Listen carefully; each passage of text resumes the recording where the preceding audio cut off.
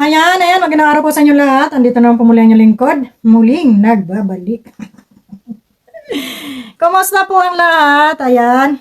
Shoutout muna sa ating mga kasamahan dyan.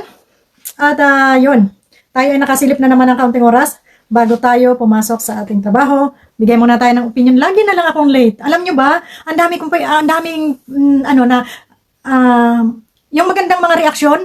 Tapos yung ako pa yung kauna-unahan na nakakaalam. Tapos ako pa yung pinakang huling mag-reaction. Ha?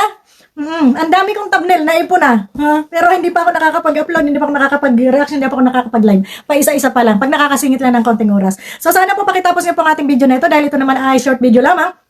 Hindi na po natin pakahabain dahil tayo po ay laging kapo sa oras basta tayo magbibigay lamang ng opinion dito sa ating mga naririnig, napabasa, napapanood base sa mga kwento dito sa loob ng social media. No? So ayun, at ang nire-reactionan nga ngayon ay si Tita Lydia, pero mamaya tayo magla-live dyan kay Tita Lydia kasi kulang ang short video natin, kulang ang upload natin sa marami nating gustong sabihin. Pero itong akin ay pasundot lamang dito sa mga naririnig natin na di umano ay pinaglakad itong si Beyonce, no? Ibinaba ni Edo si Beyonce dahil di umano ay ayaw makipag-date itong ating dalaga. Nagalit si Baby Boy at ibinaba itong bata at kasagsagan ng ulan ay pinaglakad. At ito ay, sabi nila ay kasinungalingan daw. Ito po ay maraming nagpapatotoo. Pinatutuhanan ito ng nanay. At narinig niyo naman siguro yung sinabi ni Mrs. Love. At andun din yun sa live ni Red Zane. Ano? Na totoo, na pinaglakad niya, nakauwi ang bata ng basang-basa at hating gabi na. At naglakad yata. Diyos ko po, baka saan ba yun ibinaba? Baka dun sa liblib na lugar at pinaglakad sa madilim na lugar. Tapos ay umuulan pa. So, ganon, no? So, yun ay totoo daw. Di umano. Dahil, hindi naman nila may kukwento yan kung hindi nangyari. Diba? Kasi napakahirap naman pa sinungalingan yung ganon na umuwing basang-basa hating gabi na. Saan nagpunta? Anong nangyari? Naglakad. Eh, di ba sabi nga napakalayo ng lugar ng kung saan ay siya ay tawag nito. Nag-aaral. Ngayon ay wala sigurong tricycle. Kaya naglakad.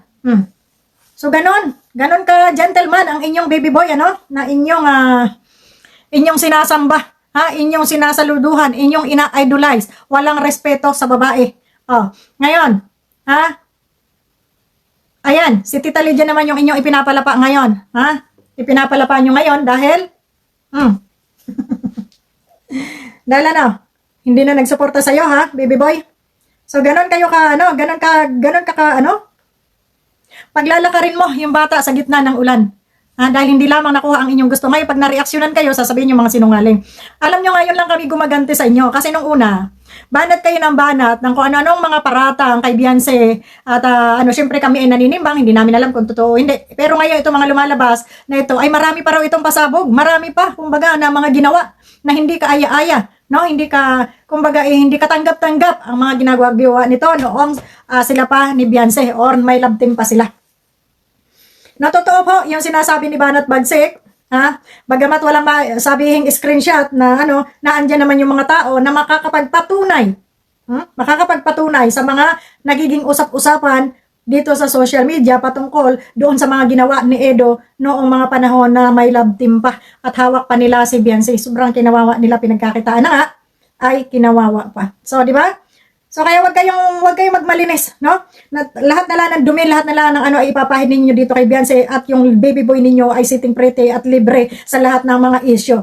Ngayon pa lang lumalabas yung mga issue diyan. So, di ba? Kaya yan ang tanggapin ninyo, yung rest back. Masakit pa naman yung rest back. Masakit na rest back Smile and kiss love, di ba? Sabi ng aking video, ha? So, ayan, marami pang mga susunod na pasasabugin o ilalabas ng mga kwentong makatotohanan. Ayan. Sus, ano ba yung mga kwento na yan?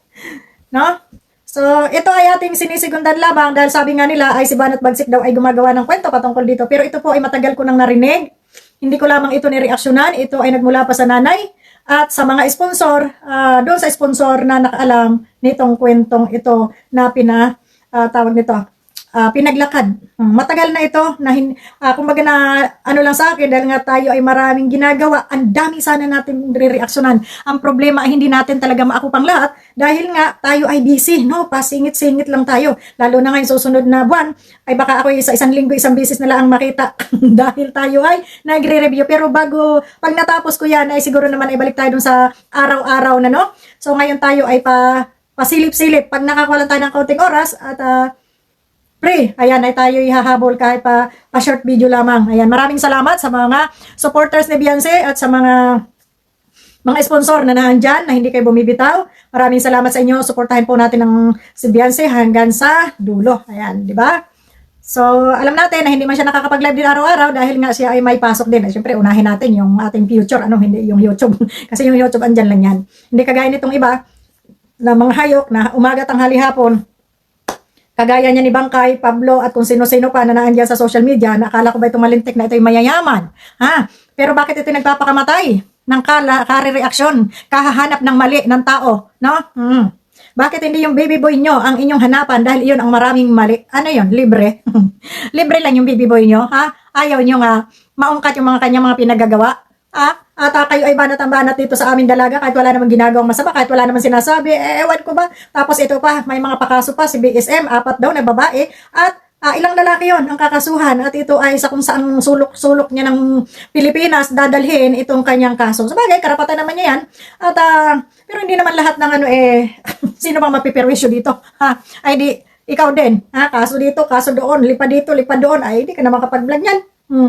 So, ayun, akala ko tayo ay nag-social media para lang tayo kumita ng pera, pero mukhang ang kinikita natin sa social media ay pambayad.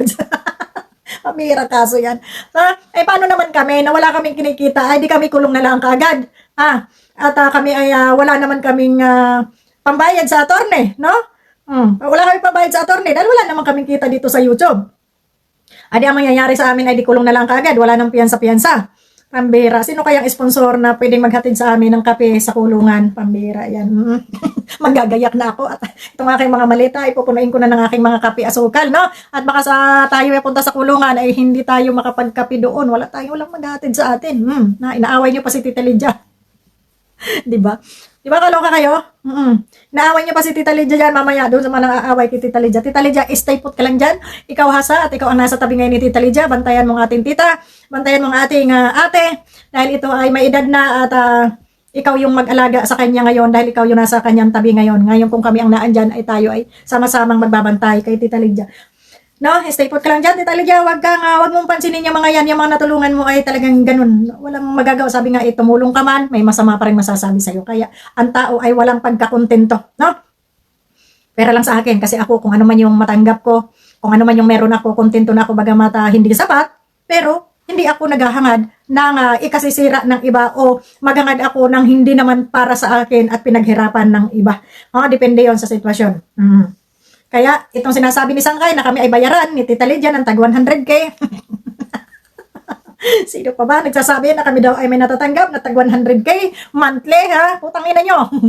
Sana all. Pag ako may 100K monthly, di na ako magtatrabaho. Uwi na ako ng Pinas at magsisitting pretty na lamang ako. Diba? So, ayun lang. Maraming salamat and God bless sa inyo. Kita-kita tayo mamayang hapon. Sa ating pagbabalik, tayo ay magla-live at yan.